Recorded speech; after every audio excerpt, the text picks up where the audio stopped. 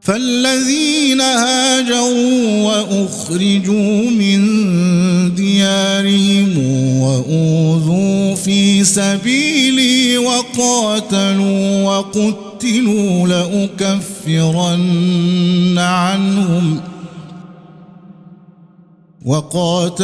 وقتلوا لأكفرن عنهم سيئاتهم ولأدخلنهم جنات تجري من تحتها الأنهار ثوابا